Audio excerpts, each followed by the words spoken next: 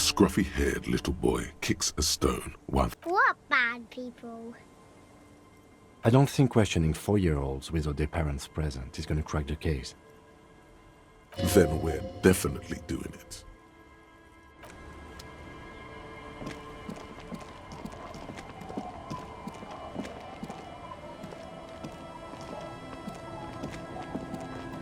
Tequila sunset. My jacket? A look of consternation crosses the man's face. He looks at you, then at his bottle, then back at you. What the fuck are you talking about, Tequila? Faun? That's medium concept stuff, not my style at all. I can't believe I'm saying this, but maybe you should lay off the booze. It's fucking with your head. It becomes abundantly clear to you how this man managed to lose his keys, business, friends, and girlfriend. I'm calling it. It's neurological. That shit is so medium concept, I wouldn't touch it with a stick. But yeah, okay. I'm sure it looks great on you. It's an okay jacket, if you're into that look. Can't really remember seeing any women after losing my keys. It's a touchy topic. He hasn't got laid in ages. He really has no idea who this Ruby is, sire. Okay, let's step aside for a second. I have something I want to talk about. I've been meaning to have a little chat with you about your sense of style. To be perfectly blunt, you are dressed like a blood-hungry mercenary. It might feel good to play super merc, but you might want to ask if it's actually helping you solve the case. You know the expression, the clothes make the man? The right outfit in the right situation can make all the difference in the world. Let's not get ahead of ourselves, detective. A warm smile. Anyway, we should probably get back to the case. Let's go.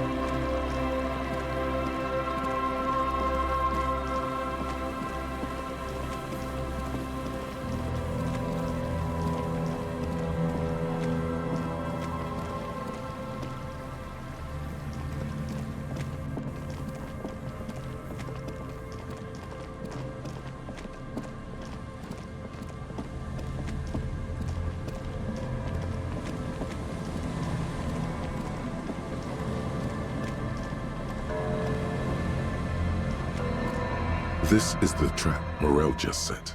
Checking it over, he said, is just a technicality. But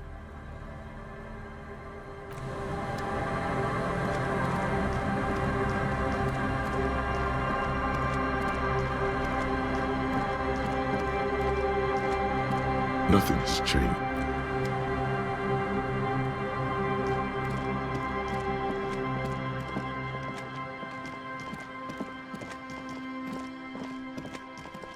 A row of ghostly shades facing a crumbling wall. With another 7 shades, a cold...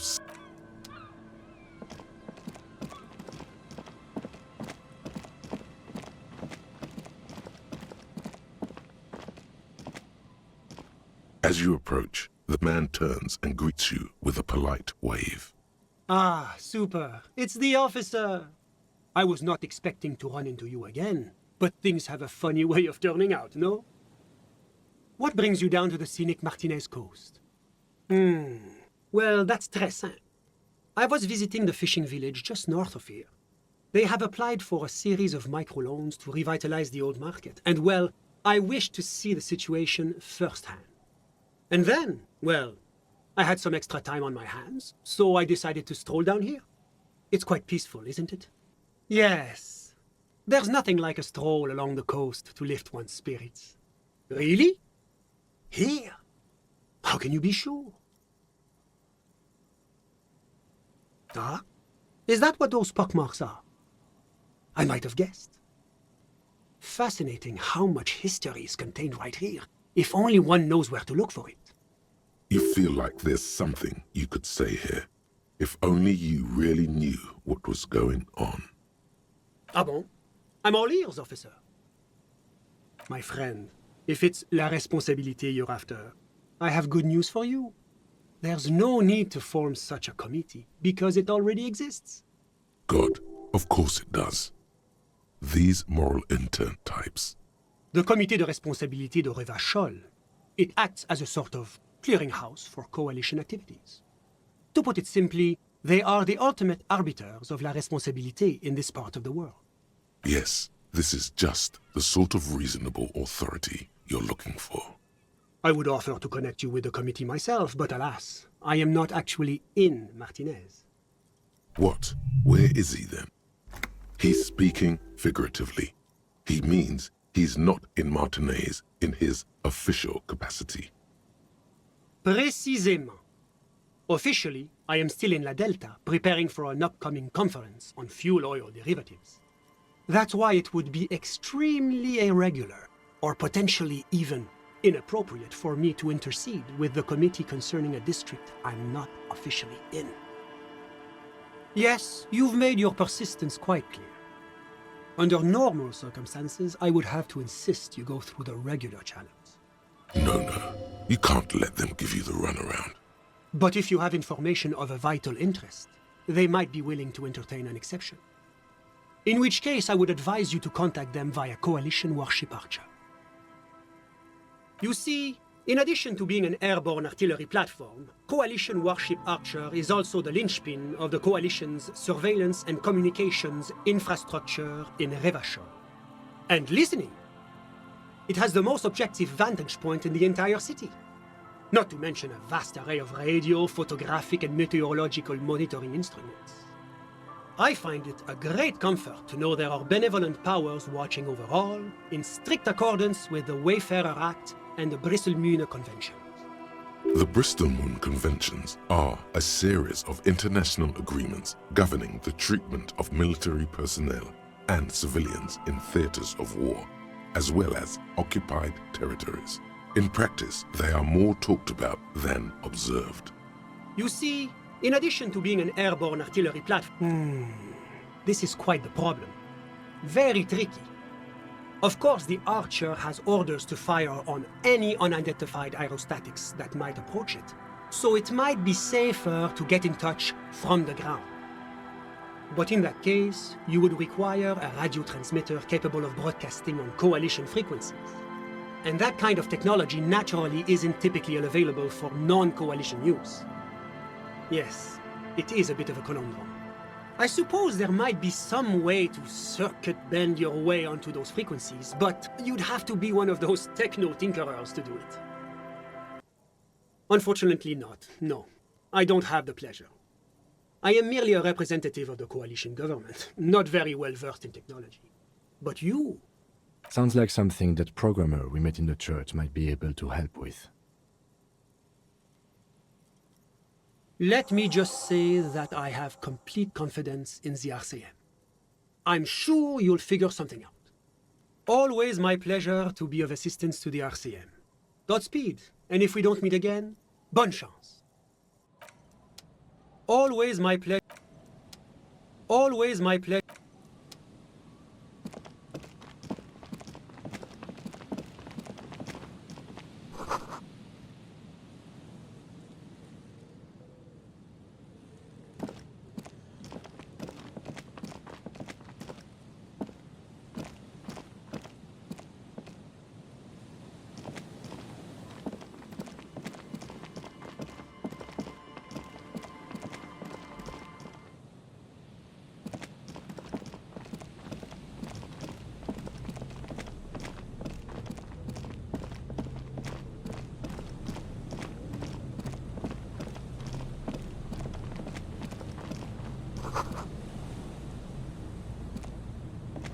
metal and plastic contraption bobs up and down amidst the trembling reeds. At first, it just looks like trash, but if you look closer... That, over there, must be the boy class you told us about. The one she hid her passport in. We should take a look. Ooh, hidden things, secrets, lies. You lift the boy out of the water without much effort. It's not tied to anything. The cords dangling from the bottom appear to have been cut. The number 11 has been written on the yellow plastic. It hasn't been in the water for very long, but it's already discolored and slimy with silt. A latch holds it close, but only just barely. The brittle metal of the latch has cracked. Simple construction. Very unsafe. There's something in there, splashing around. It smells like you would expect it to smell. A concentrated version of the coast. Salt, industrial slop and decay. A shot glass's worth of seawater pours out. Some algae, and nothing else. Well, damn. We still got here too late. There's nothing of use here anymore. I have no idea. I wouldn't go so far as to say that. This is only a small loose end, but I do wish we knew who took the documents. Could be. We should keep an eye out. Nothing more for us to do here. Let's go. You could ask the miss what she thinks, later if you have the time, though you doubt she'll tell you much at this point.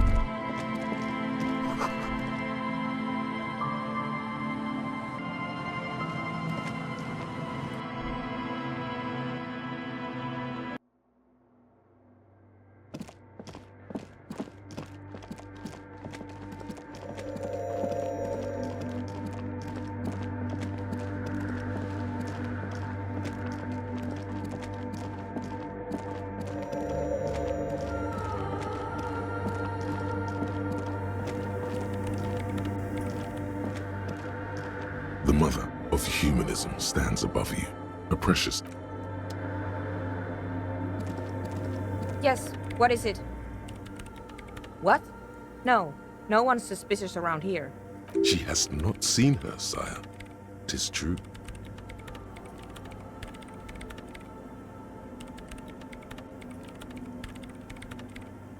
Do I look like someone who has time for side projects at this moment? If you want her help, maybe you should help her first. I don't want to make anything work. Yes, anything. I don't want to make anything work. Easy. When her research is done, she can move out. What? No, I don't really need any help with the project. She thinks about it, a glassy look in her eyes. A gust of wind brings more snow in from the broken gallery. It touches her hair. Alright. Bring me the game's offsite copy from my old workspace, if you really want to help. It's stored on a filament memory and I'm unable to go and fetch it myself. No. That's the production schedule. I don't need it. The right filament memory has offsite copy written on silver tape. She doesn't care how you got your hands on that thing.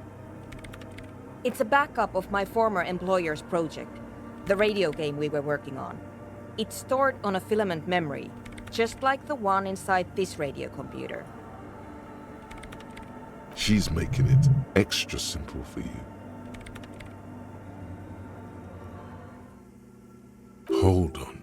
If it's called an off-site copy, then why is it still on-site? Oh god, not this again. It is not on-site. It is in the basement. Perfectly safe and not connected to the front at all. Basement? Sounds like it's technically still on-site. And no, taking it outside the building wouldn't have protected it from the data loss. There's nothing wrong with keeping the backup in the basement. What happened was a freak accident that has nothing to do with how the backup was stored. We clear? Yeah, that's the one. You can get in through the bookshop. You just have to do some explaining to the bookstore lady. Good. Then you might know the giant ice bear fridge in the building's cellar. The filament is inside the fridge. Just go and get it. In the giant ice bear fridge. I just told you. It has red glowing eyes. It's impossible to miss. You just need to get the offsite copy from the ice bear. But you've been to the fridge and it wasn't there. There was a note saying... Wait. A note from whom? Did it specify where they took the filament memory? Jawiza. Of course. Our project lead, Suliswov Jawiza. God, he was always so hell-bent on keeping the copy somewhere safe. And feature creep, and the Valley of the Heads. Like it would have made a difference. The offsite copy was perfectly safe when the data loss happened. That data loss was anomalous. And the heads... I won't even get into the heads. Millions of them. Go find that copy from that ice cream maker, will you? Thanks. Valley of 1,000 Heads. You like the sound of that.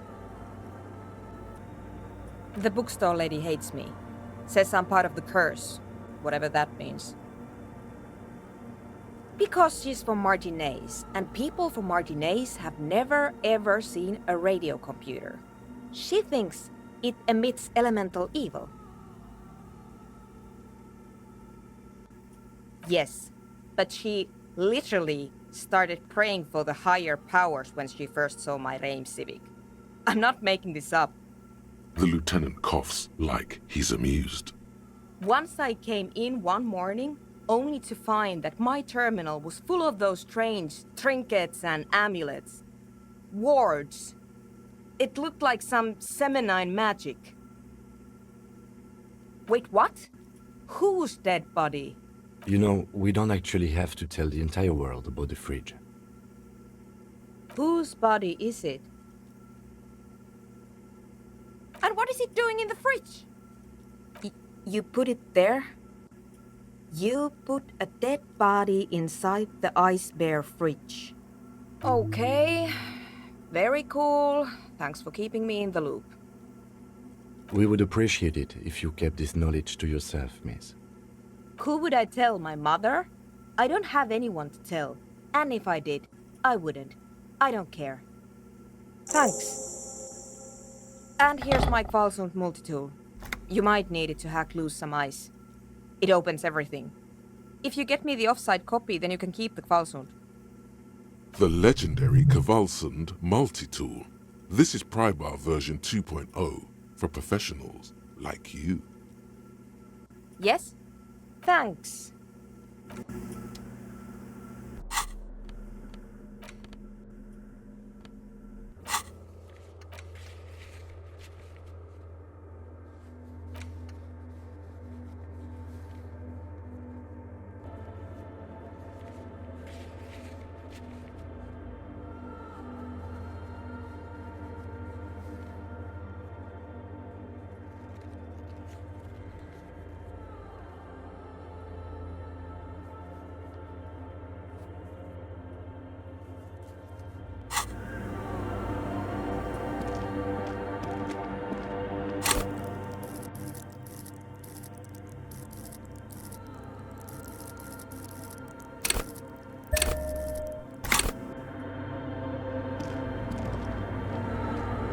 The mother of humanism stands above you, a precious and complex wax. A jigsaw of broken shards falls into place in front of you, a ghostly reconstruction of the stained glass window.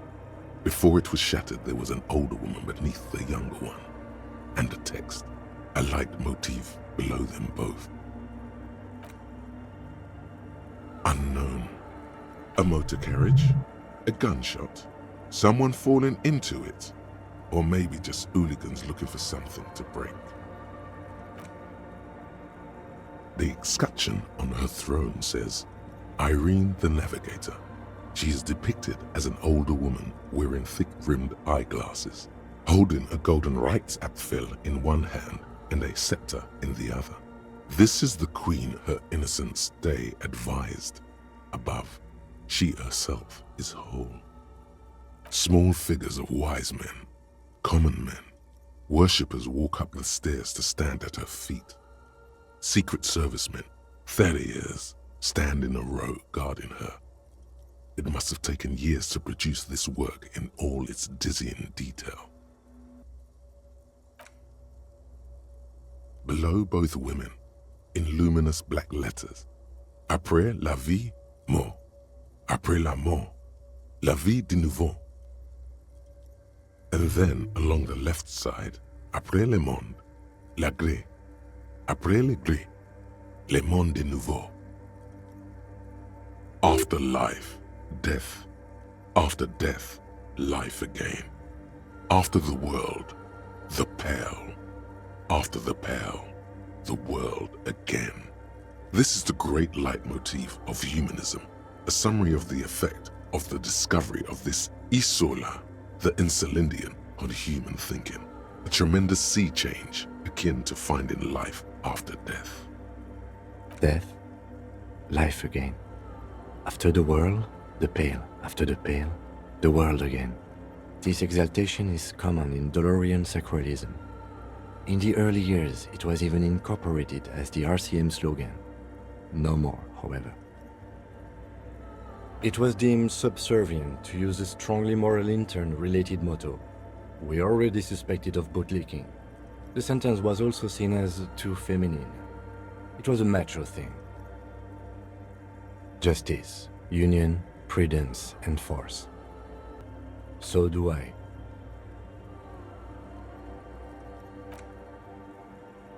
The mother of humanism towers above you. A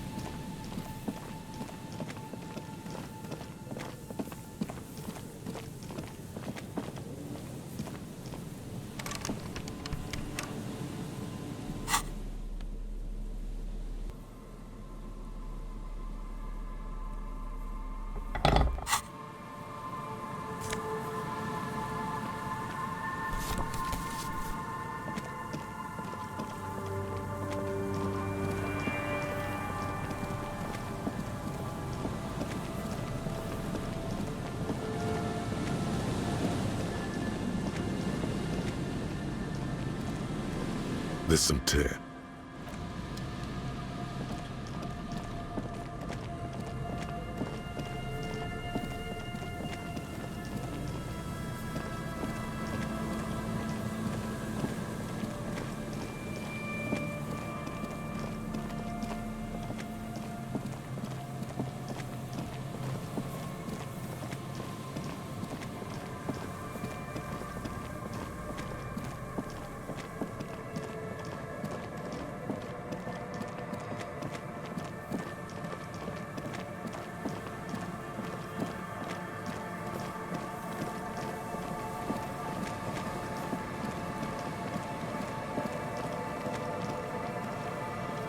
An old door, worn by elements, guards the depot. The wind has blown a sand dune in front. From here to the whirling, I can't see how. The church is in the way.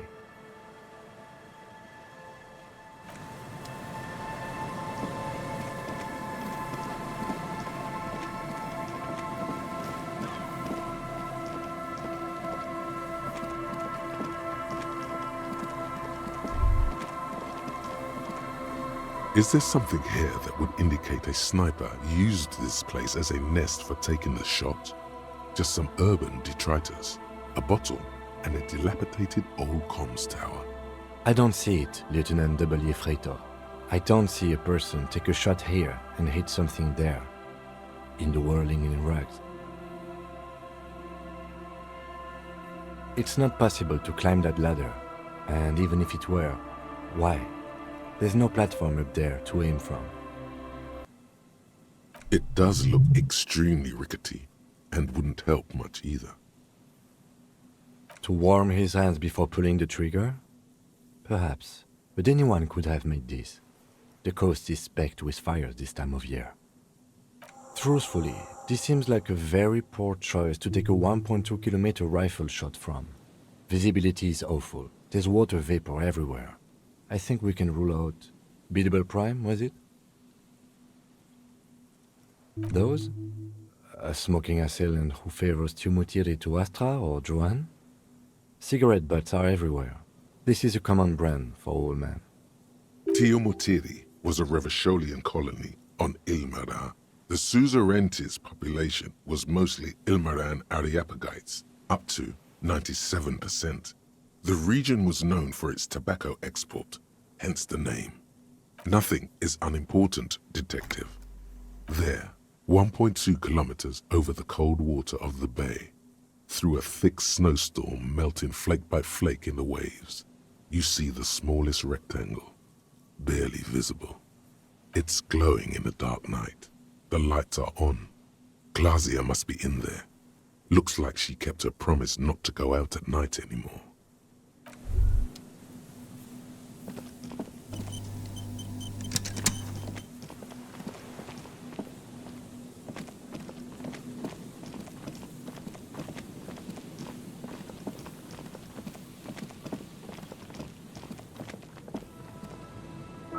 This trap's not too hard to spot, once you know what to look for. Keeping it hidden has not been a priority for the cryptozoologist.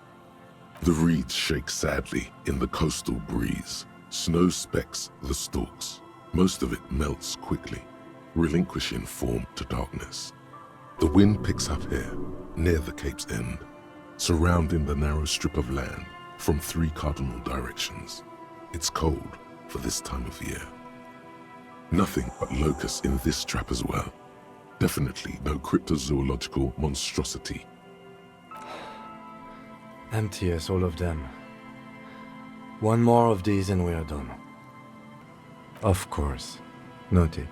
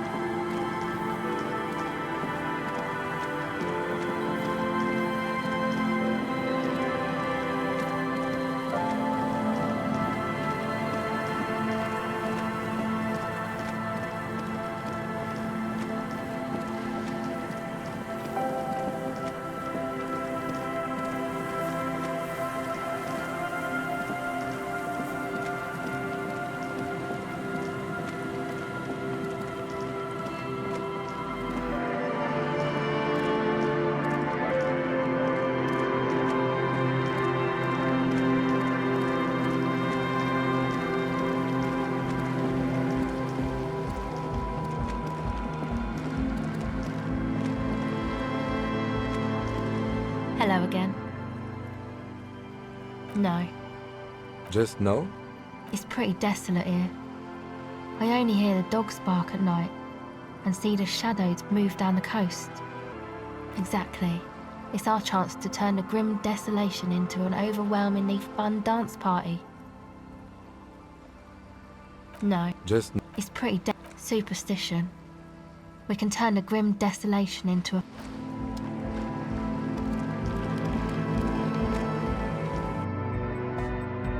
Huh?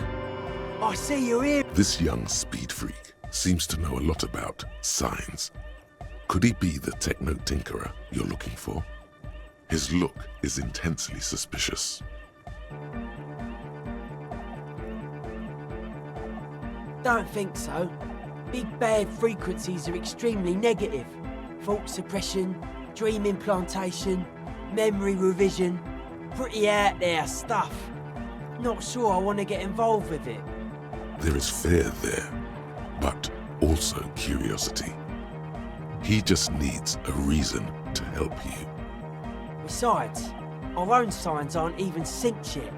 So how am I supposed to get you synced up with a big bad? It don't make any sense, law lover. Hi again. So, how are things going?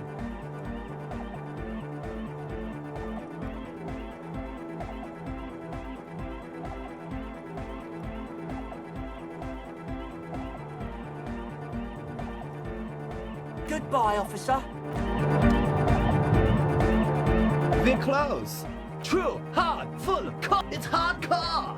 Skibberdy, skibber danger. I am the rearranger. Your cop training did not prepare you for this. What to do?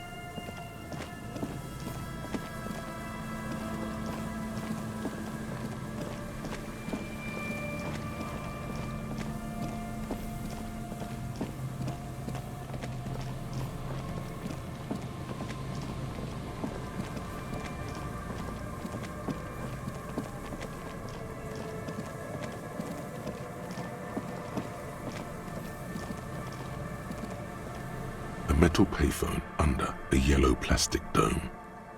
There's a bitter, caustic taste on the tip of your tongue. You dial the number, calling,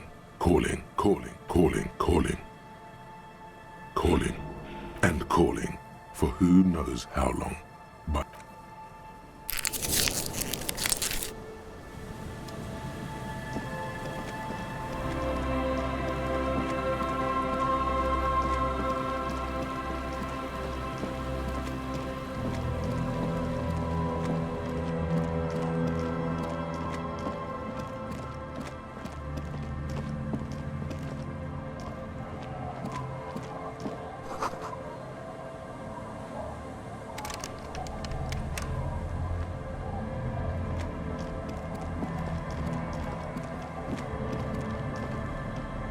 the old woman, the buzz of there's a gap where the name of that song should be.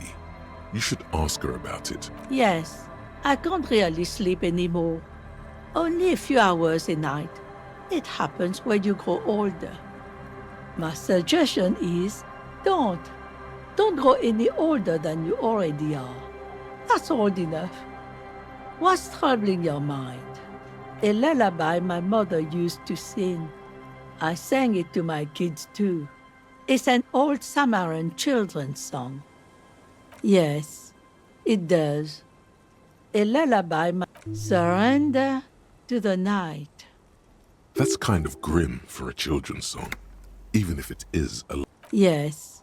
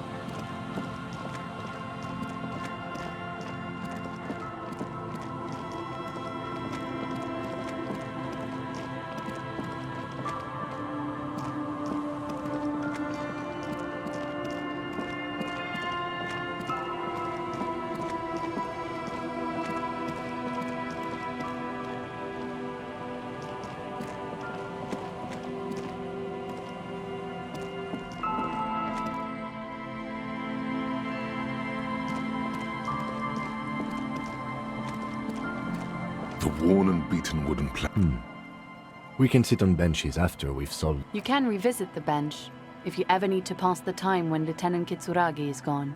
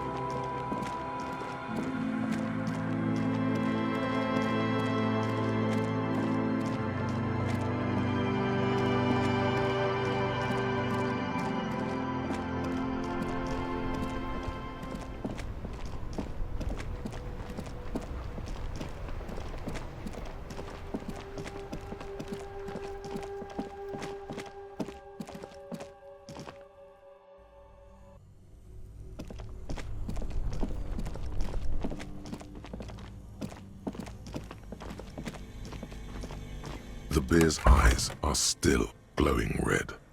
It's guarding over the freezing. Your arms reach out and your eyes close, as if by their own volition. It's dark all around. You feel cold, slippery flesh, first with your fingertips, then under the palm of your hand.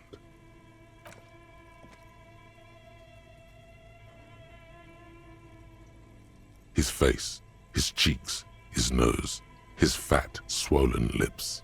Like a spider, your hand crawls over his features. Everything is silent.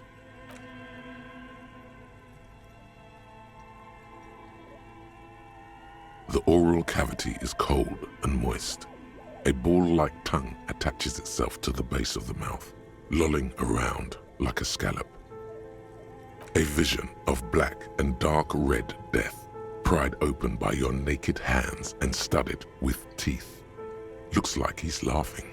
Death fumes rising from the throat, and there, in the back of his mouth, above the bell of the uvula, right in the soft palate, you see a hole, barely visible to the human eye. It is swollen shut, almost vanished. No larger than 0.4 centimeters in radius, the edges appear darkened. An abrasion collar. This is what we're after. Abrasion collar. A black trickle of liquid runs into his throat from the wound. Your index fits right in there. A tight tunnel of flesh opens up. Tissue damage. Wide enough for 2 fingers. As you push both in, you reach through his mouth, right into his brainstem. The basal ganglia feels clumpy. The bullet has torn apart his reptilian complex. This man will never sleep again, never wake. Your fingers slide into the remains of his limbic system. There is no resistance. It's gelatinous. The slug-like structures are damaged too. The tearing extends deep into both hemispheres. This is what he used to regulate his emotions with. The lieutenant answers with the sound of his pen on paper. Your fingers are all the way in now, reaching toward the inside of his skull. The cavity goes further, but the entry wound isn't wide enough for the rest of your hand to follow. Your fingers reach toward his skull. His cerebral cortex feels like jelly, cold jelly.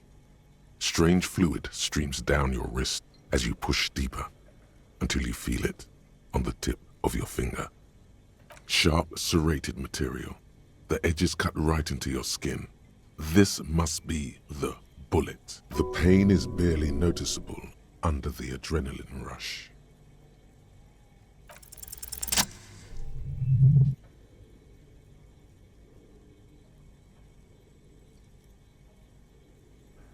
You You pick the sharp metal bullet between your index and middle finger. With your face twisting from pain and concentration, all you need to do is just... Good. The inside of the head feels cold and smooth, like a glove, sweat dripping down your brow. Careful not to lose the prize between your fingers. With a plop, your hand emerges from the mouth, covered in blood up to the wrist. Between your fingers, a small flower, a blossom made of lead. A bullet.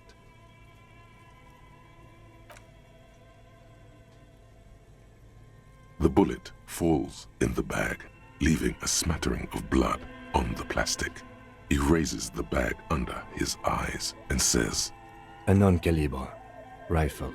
Some kind of brittle alloy. Fractured on impact. Of course, you've earned it. We need to add an item to the injury list. Injury number 4.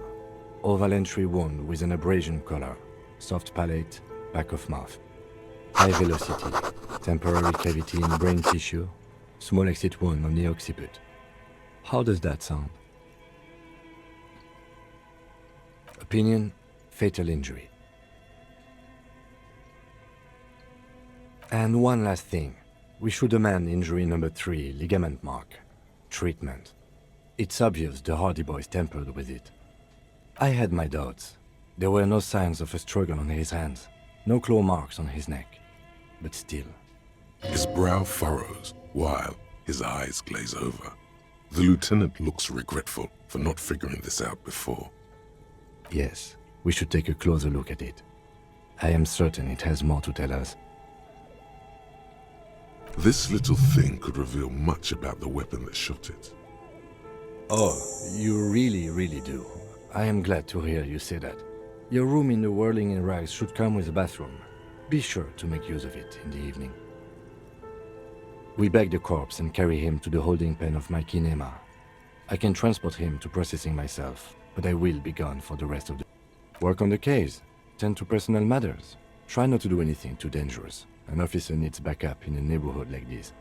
I'll leave that choice to you. And one more thing. Great work, detective. The word lingers in the air of the basement. Far away, ice cream makers are buzzing, and the sea wind blows outside. Detective. After you bag the corpse, Lieutenant Kitsuragi will leave the party until tomorrow morning. You can do side tasks, and even the main case, but it might be more difficult. Plan his exit accordingly. All right.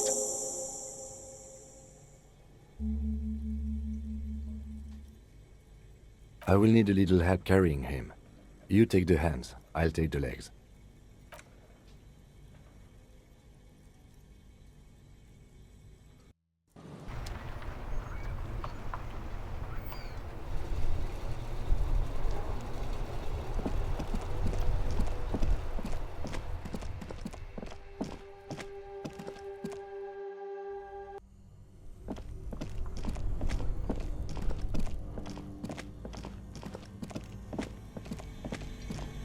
The bear's eyes are still glowing. A friendly cock. The paper stills.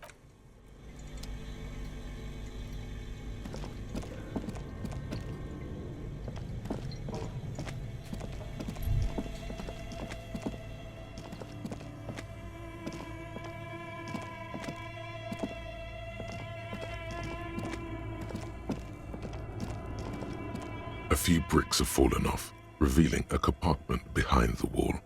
It means there are firearms, front loaders, still lying around Martinez. This would have been good in our case against Ruby for Titus. Too late for that now, but still might be useful down the road. This is a good find.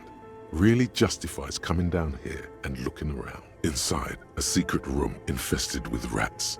Seems like an old weapons cache.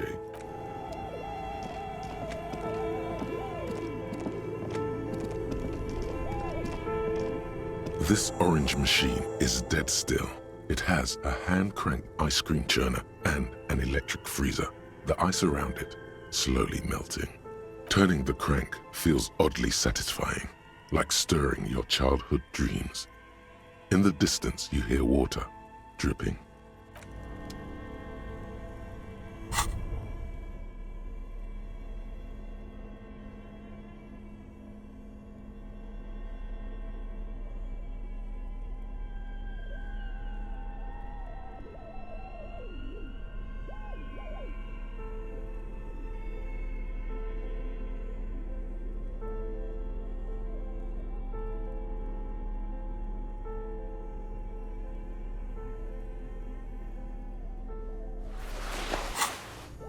This orange machine is dead still.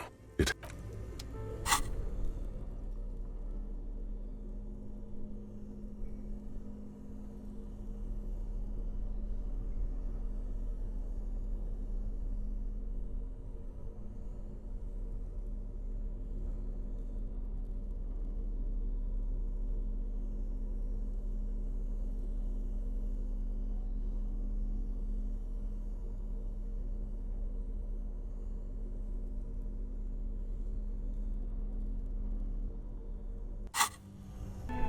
This orange machine is dead still. It has ice groans and howls under the strain of your giant Gewaltsund multi-tool until the lid cracks open. Darkness lies inside, but you can faintly make out an object, intricate and foreign, left there for a sub-zero beauty sleep, a filament memory with the words "off-site copy" written on its side. You gently lift the cube from its frosty bedding, careful not to damage it. Yes, but aren't you curious to know what's on the precious filament? There's a radio computer upstairs.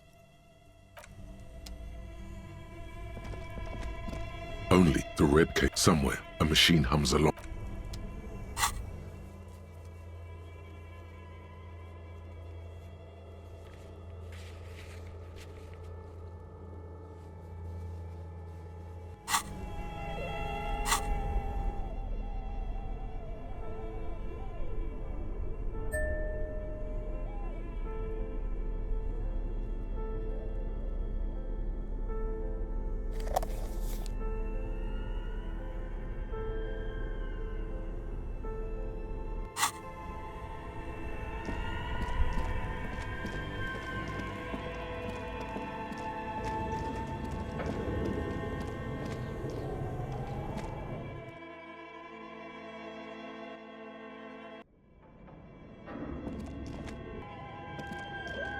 Tiles on the cube are still smoldering, casting the framework in a soft, like a smooth draw. The filament slides into place. On the keyboard, the play key, the speaker comes to life. Good evening, Fortress Accident en rue de Saint-Ghislaine. This is East Insulindian Repeat Station 1. Please repeat. Is this the offsite copy? Good. Please repeat the password. No, that's not it. Maybe it's the second part of the leitmotif you saw on the stained glass window. Good. I've unlocked the offsite copy. After ending the call, please press print to access the filament. Ka-ching. Fortress Accident, is there anything else I can do for you today? Thank you, and goodbye. Tiles on the cube are still smoldering. It sounds like something cracks before the piece of paper starts filling up with pure black ink. Something's broken. Machines aren't supposed to behave like this. The paper is soaked with ink, its monochrome darkness spanning from margin to margin. It's not possible to make out any information.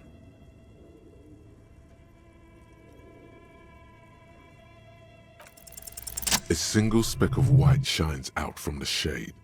For some reason, the printer decided to spare this one tiny dot of paper. Tiles on the cube are still smoldering, casting the framework in a soft glow. Fluorescent play and print keys shine on the cube. The filament slides out of its glowing nest.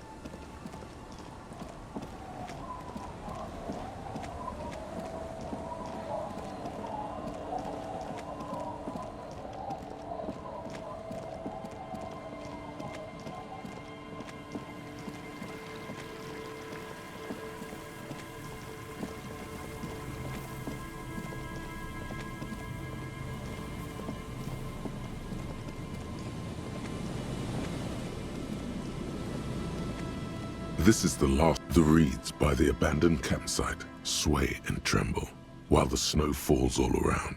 It's good the cryptozoologists left. This isn't a very cozy place to stay night after night. The later it gets, the colder. Remnants of the camp can still be seen in the sand. The fire that's gone out. You feel strange, somehow. The trap feels light and silent as you pick it up. Something is different here.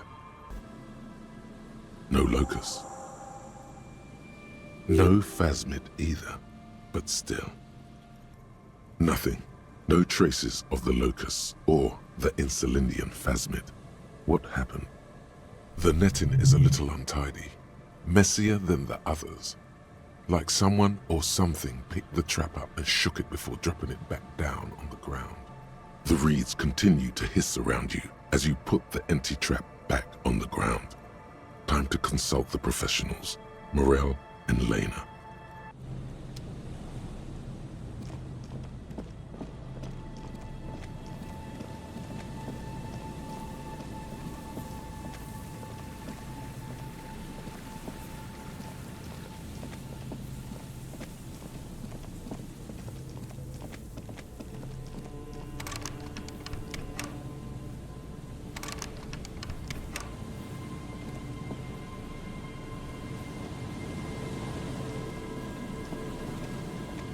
You see a slogan used above the mural, a collapsed roof, broken windows set in walls that are cracking and will soon also fall, and the coastal breeze rustling and sighing in the remains of the edifice. Feld Electrical. How ironic. All these dark rooms. Feld Electrical, you only know them as a small company that makes ink cartridges. Looks like they used to be big. There's something in the wind. Sometimes the only way to go forward is to fail first. You try to peer in, but there are no windows on this side. Only the disinterested whistle of the wind. Lieutenant Kitsuragi stands in front of a mirror, fixing his orange bomber jacket. You should be asking him that question.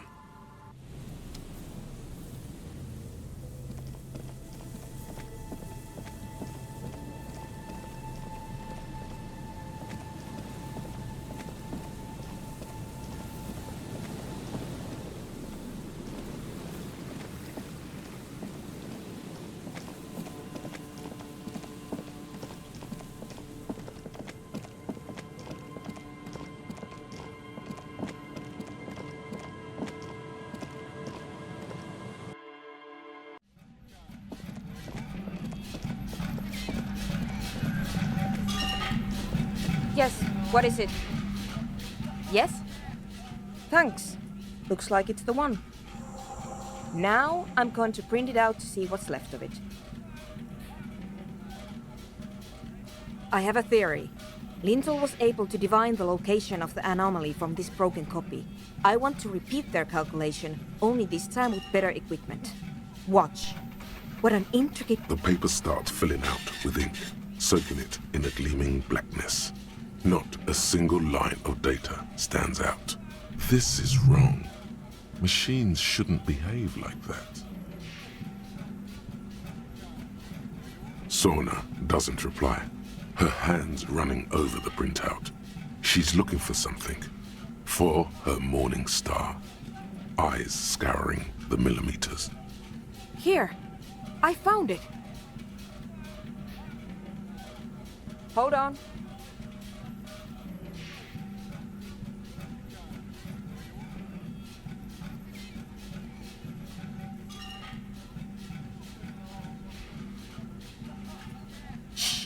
Just give me a second. I'm almost... done. I've got it. I found the location of the anomaly.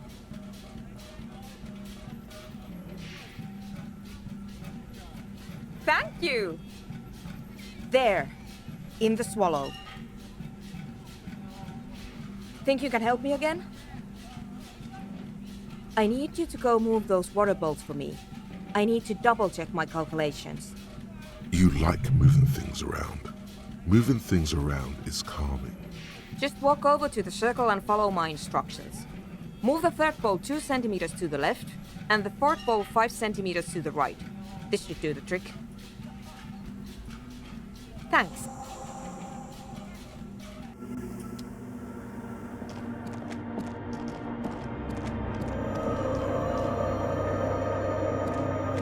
It's awfully silent again, as if someone turned off the entire world outside those walls. Water inside the bowls stands still. Measurements have been marked down around the bowls, each chalk-drawn line representing a centimeter on the floor. Oh boy, this is going to be good. It moves like a ghost without creating a single trace of sound.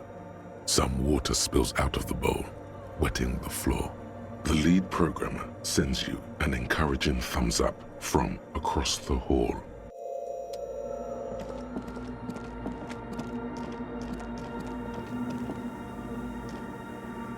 Yes, what is it? Great. Everything should be aligned now. Yeah, let's do it. Now the only thing left to do is to unmute the headphones.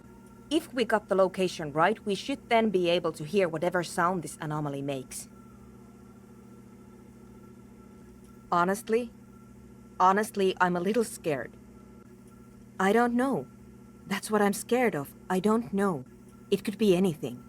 I mean, what sound does the nothing make? How can you even listen to something that doesn't exist? What if silence is only what surrounds it, but the swallow itself is... Maybe I'm just tired. Yeah, you're right. Let's do it. And then, nothing. Nothing happens. As Sona Lokinen-Kilda presses unmute on her keyboard. Nothing but silence. You can hear some small animal cross the floor in the chancel. It's that quiet in the sanctuary. She doesn't talk. Her eyes closed and brows knitted together in a state of deep focus. One hand cupping the headphone. Damn it! No, of course not!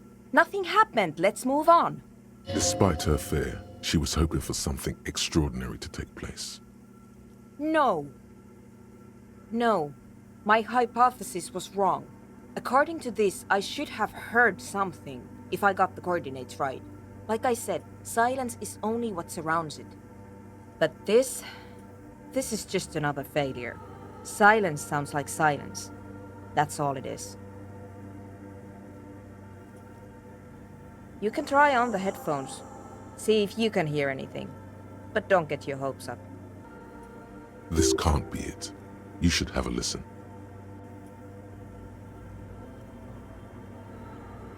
What? No. She has not seen her, sire. 'Tis true.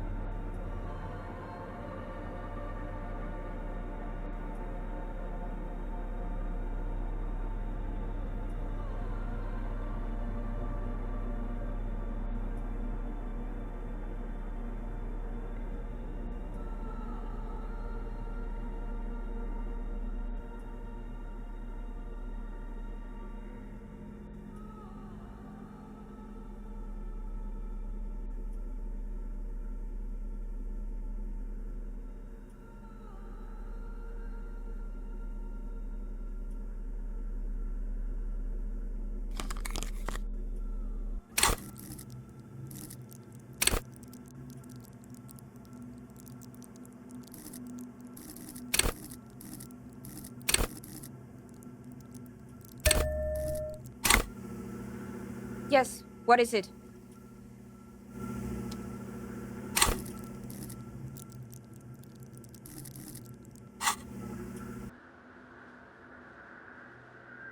Yes, what is it? Everything disappears. You are draped in silence like a drowning man staring into his puny little headspace. And then the pressure changes. It feels like flying on an aerostatic, or when your ears pop, or like a subtle difference in the atmosphere, a weather change hanging in the air. What if the sound you're looking for is too low for you to hear it? A better sound system?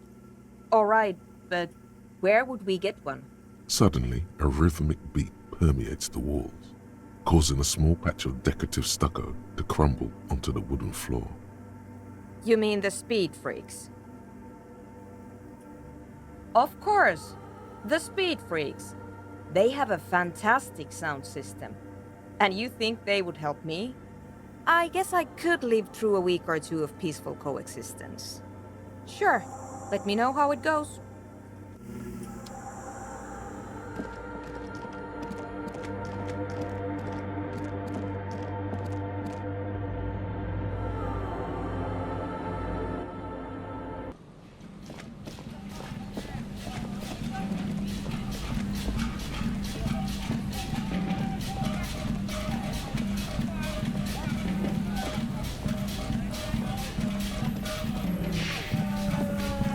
Put your hands where I can see them.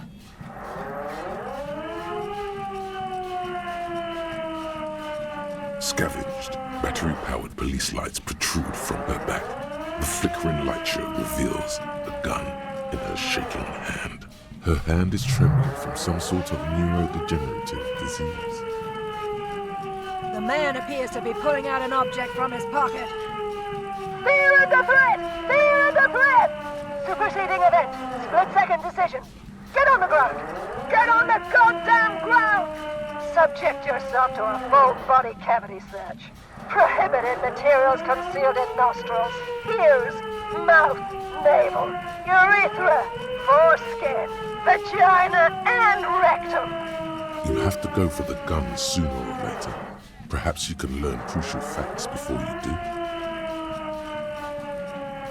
Back up! Back up! Back up! Status unconfirmed!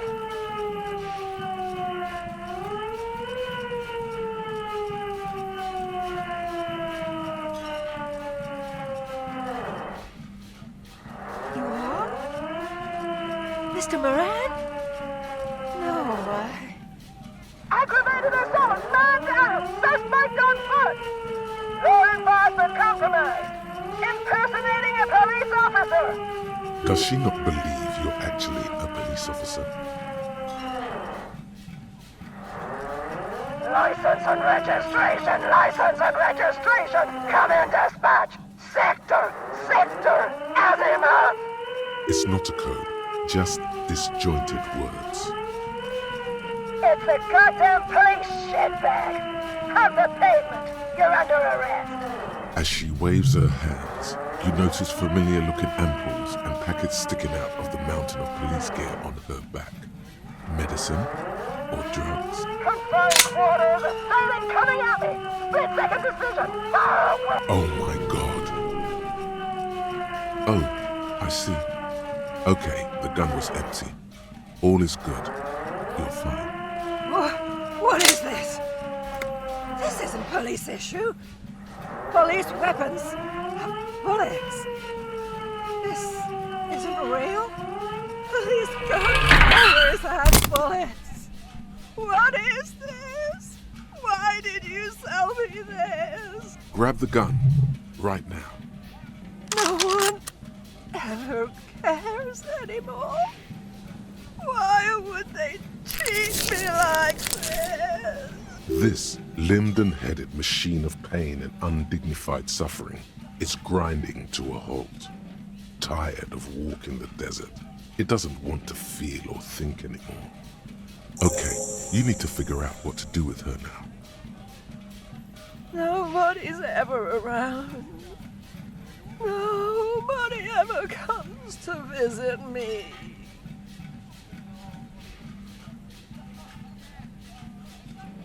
The person who did that is no longer there. No one is right now.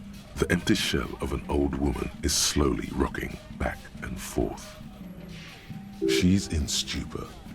There's no telling when she'll snap out of it, if ever. The catatonic woman, especially now that she's unarmed, doesn't seem to be a threat to anyone but herself. Please leave the radio on. Mr. Moran is on Channel 8. Reflex to what? Being left alone. She stands motionless, just a heap of clothes and flashes now. Maybe if you search her once more. The woman stands slumped. She looks catatonic under her mountain of RCM paraphernalia. Is one of those things a police cap? There were narcotics in there too. You're thinking of taking them. Do. She doesn't even flinch as you reach out and disentangle the familiar-looking lieutenant's cap from her mountain of RCM paraphernalia. The old woman doesn't react to your touch. You take the vial of Pyrrolidon and the bottle of speed as evidence, obviously. She didn't consume them. She didn't look high. She confiscated them, a little like you are doing now.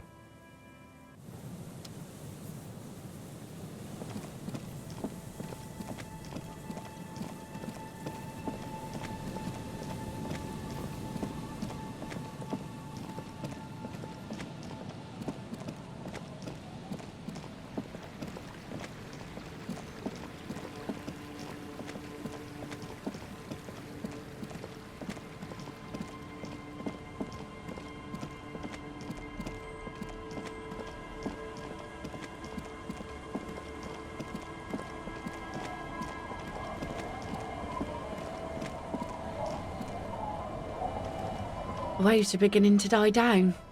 Look at those little bastards. Simmer down. Simmer down, bastards.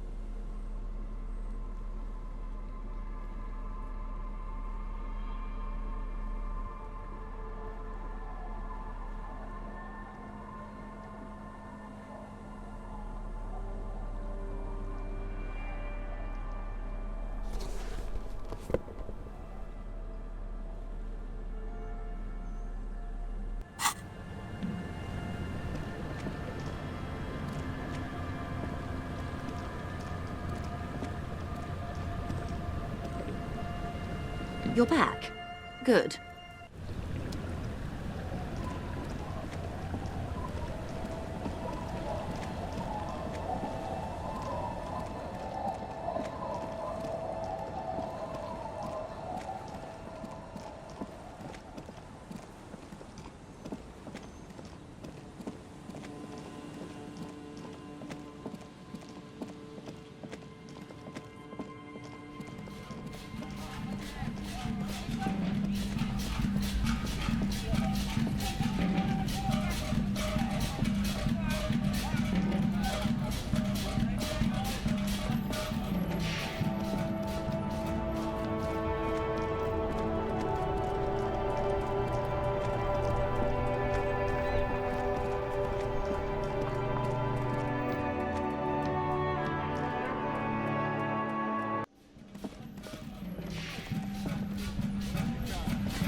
The Coppernado is back.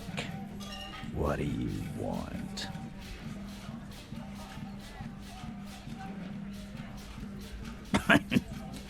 What's that, Copper? You want us to help little old ladies now? Yeah. We'll send someone out. Who is? Wait. It's the pigs, isn't it? God. Poor lady.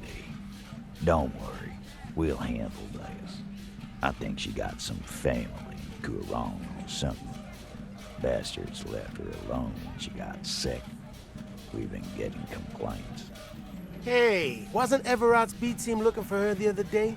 They said something about her, I don't know, finding something? Yeah, I think you're right, Gene. She have something of yours, Big? Whatever you do, do not admit to these punks you lost your gun. You will suffer if you do. No? Well, whatever then, Copper. No. They totally said what it was. What was it? Anyone remember? I don't remember. I was fucking drunk. Let me know if you figure it out back there. Now, anything else we can help you with? Auntie LaPlante, we always called her. Something LaPlante. Marianne, amigo. Be anything else you wanted to know? Was, like before, just an old lady. Her kids moved away years ago. Never come to visit. Never took her calls. She gets out every now and then. She did right by lots of us when we were kids. Always was a little off, but still. Us kids? That must have been ages ago. She was better then. Get wanted to be a cop, you mean? Well, shit. I don't actually know. Anyone know why she started acting like a pig? No fucking clue. It's gotta be the crazy. Who'd want to be a pig?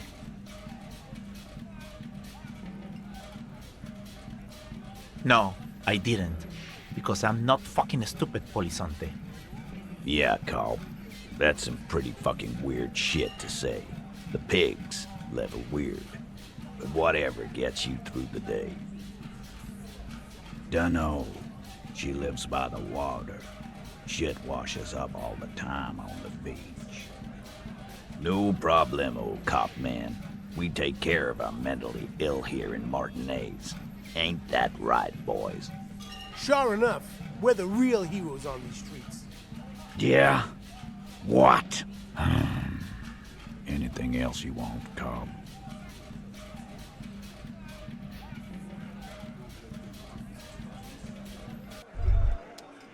Tremble. The time is now. Ta'ola. Time for the show. For Ta'ola. The hallowed time of fear and disintegration. A countdown has begun. All will collapse on itself. The world will disappear into a single grain of blackness. All sound will be muted. All life will scream. Ulogu Theodos, Xeno Zausin, Ipoli Osidien, Echondes Fronisin. Monday morning, the moment you arrived in this reality, are the first crack in the sheer face of God. From you it will spread. Yes, you spoke the words of the Palindropos and the houses of Pericarnassus. Items, people, even words will tumble.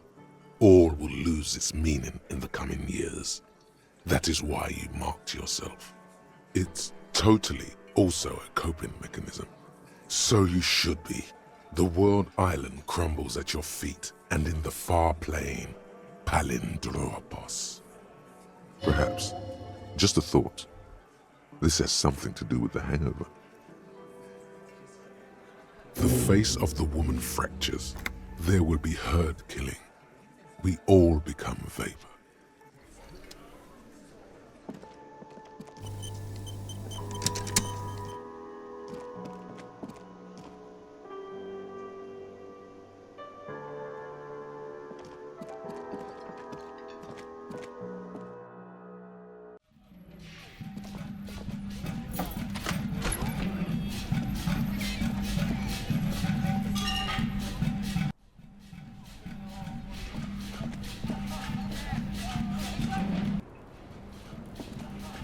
I was just thinking, what a nice day for questions pertaining to a...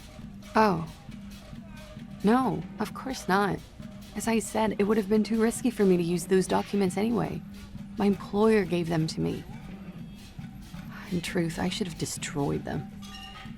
She doesn't seem to be lying. She's genuinely spooked by their disappearance. Yes, I am. Regardless of who took the documents. It was probably just an accident. I was worried I'd been too careless with the latch.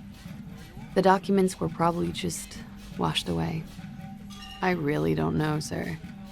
I certainly don't feel like I've won. I feel like shit, sir. All the time.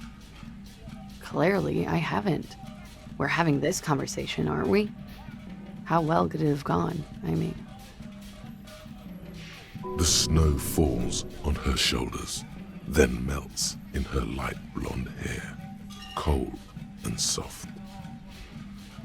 I'm stuck in Martinez just like all of us. I've been up here for... I don't know how long now. I like to call this my rooftop containment facility.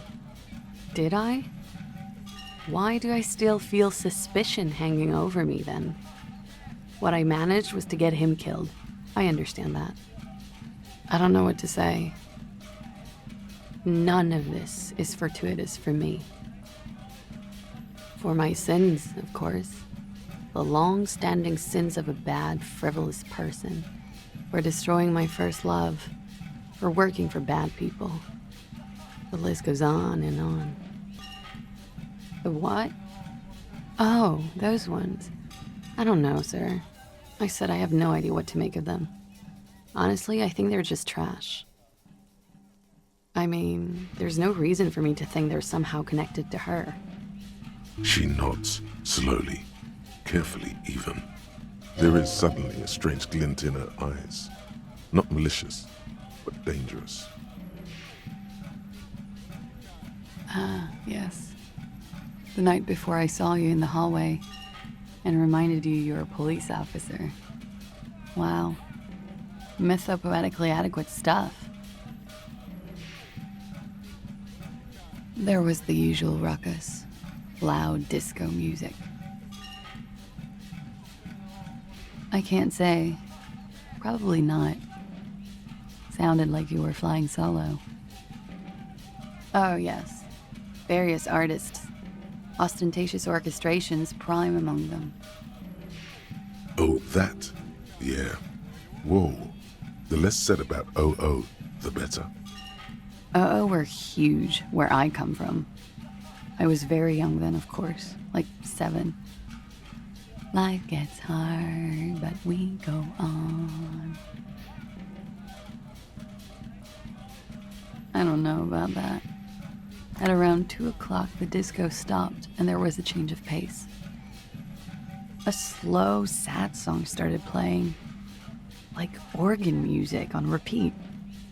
That went on for quite a while. Some of that time you were yelling along to it. That it doesn't matter anymore and that we're alone now. It was difficult to tell. The song itself was very quiet and soft, but you sounded like a wounded boar, sir. It was hard to understand what you were singing on top of it.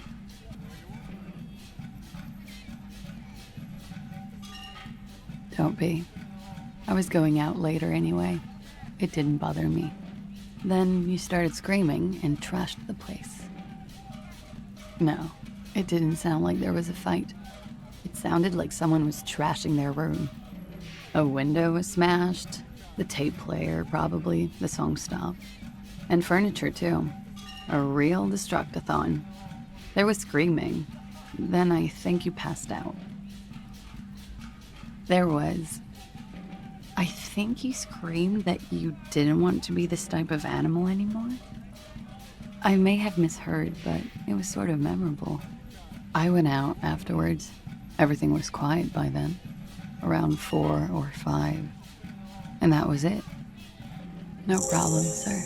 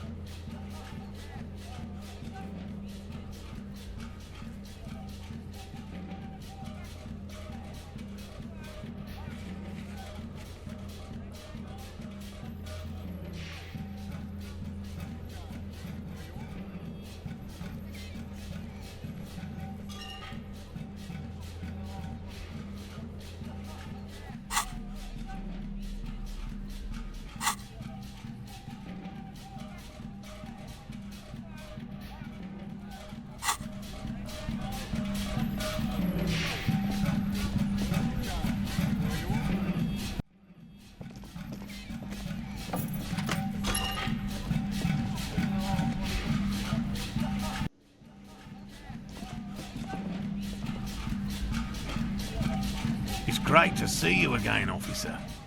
My wife can't wait to thank you. Go on, talk to her.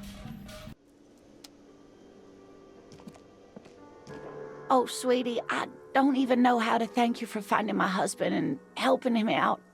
I hope we haven't been too much trouble for you.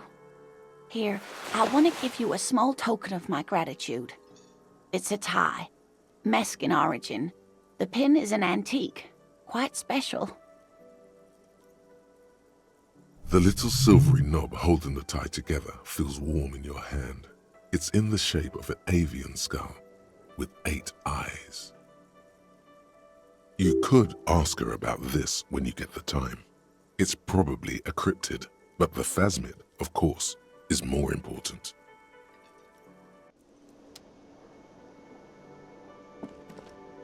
Ha ha! Nothing like the gratitude of a good woman. Now then, what can I do for you? He tries to play it cool, remain professorial, but inside, this man is itching for some news on those traps. I'm afraid not, officer. I've been busy digging around in the reeds for days, looking for signs of insect activity. I'm less interested in mammalian concerns, to be perfectly honest. Good. Okay. And? Completely empty? No locusts? No phasmid either? That's not ideal, but I definitely left that one stocked. Right from the campsite? Just means the Insulindian phasmid is even more clever than we thought. She's engaging in a well-known self-deception called motivated reasoning. You should correct them. Yes, the Phantasmadeia picked off the locust and escaped. This is good news, though we'll have to reconsider the design of the traps, make them more secure. Another trip to the reeds. I appreciate your concern, officer, but please leave this to the experts. Unless you have an alternative hypothesis you'd like to venture. You're jabbing at the soft underbelly of his psyche. He realizes he's gotten defensive. Actually, no. Excuse me for getting emotional. This is a big deal for us. You've helped us twice now, and brought some great news too. My gratitude, and the gratitude of the Société Cryptozoologique de Revachol, is yours. Heartfelt gratitude. But does it feel like closure? What really happened? Some kind of foul play might be afoot. Theft?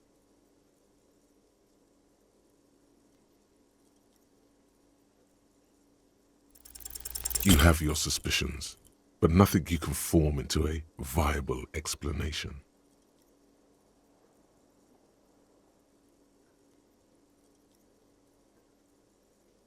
Really, officer? We can take it from here. Yes, sweetie, we've already taken too much of your time. Hell no. I had no idea. And I'm still cross with him, to be honest. It's not like him.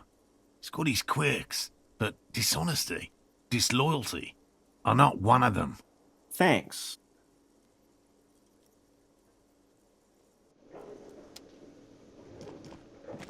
Always a pleasure to see an officer of the law. I told you everything. 'Tis true, sire. This man...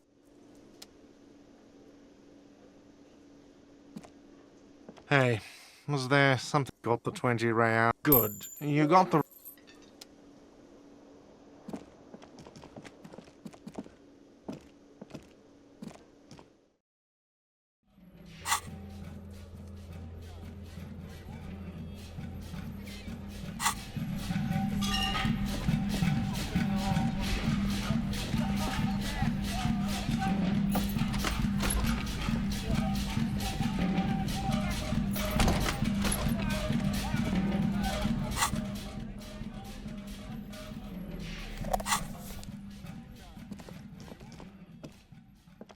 This is not the cleanest bathtub in the world, but it's cleaner than you are right now. Ah, that soap scum smell. It smells like life, at least compared to you. The bathtub slowly fills with water. The water beckons. The water is only lukewarm, but still comforting. Like amniotic fluid, a few beer cans are bobbing up and down along your flanks, like sad duckies. Now you are alone with your thoughts in the tub, but it's easier than being alone with your thoughts outside the tub. Your fingers grow pale and are covered with tiny whirls as the water cools. You see the corpse. You can still smell the cadaver on you. It's going to take more than one bath to get rid of that stench. Then, houses along a narrow street, a video rental, darkness on the planet's curvature. The waterline recedes as you stand. You are cold now. Your clothes stick to your still moist skin.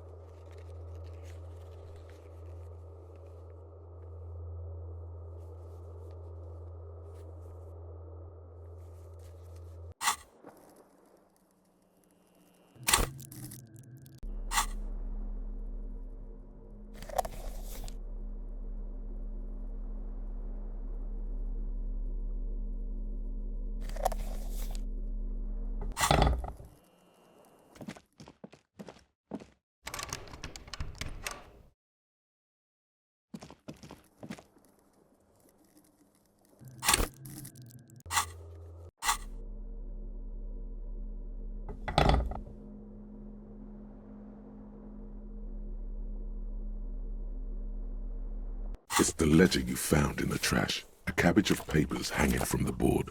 Without resistance or sound, the two panels move against each other. The compartment is now open. Inside, you see 2 ticket stubs and a handmade postcard. It's slightly, ever so slightly. It takes about half an hour to... Not much has changed.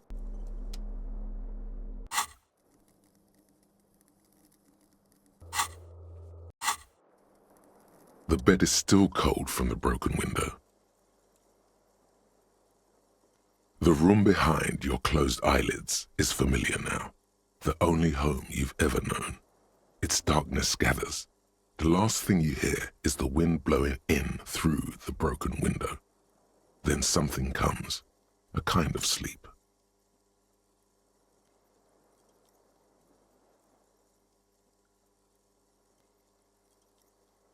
Like a deftly cast fishing net, sleep pulls you out of the world and into its dark shore. The rough mesh chafes, tightening around you, it digs into your brain.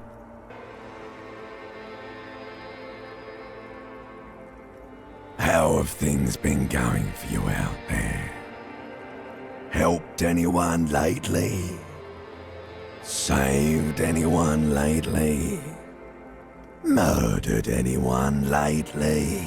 This bastard isn't even listening to you. Because you know you are a murderer. A disco music listening psycho killer who offs poor people. And then forgets about it. Hear that? You are naive to think he's afraid of his bloodied hands. Soul brother.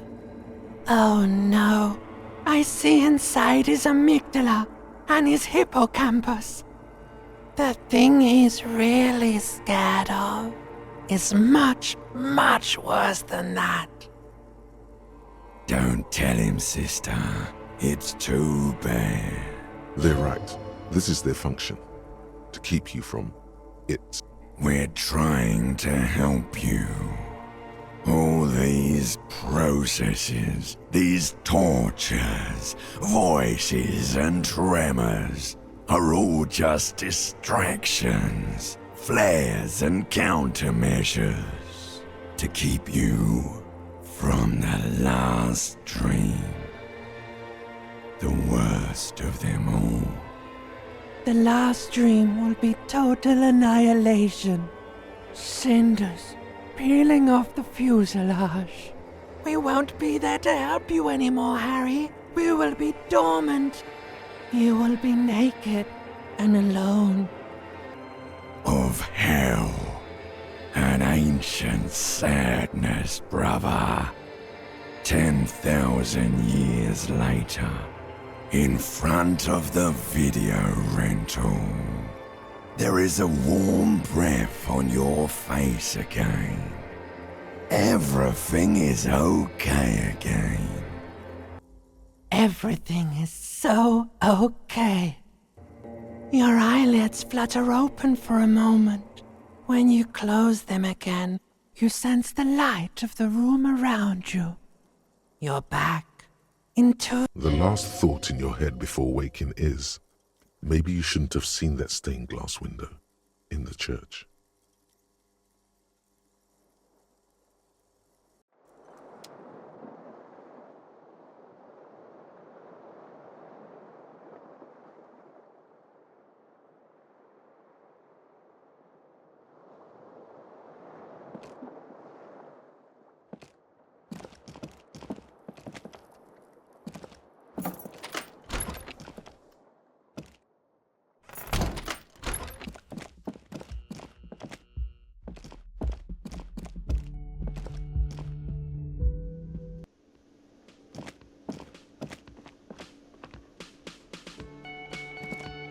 Yes?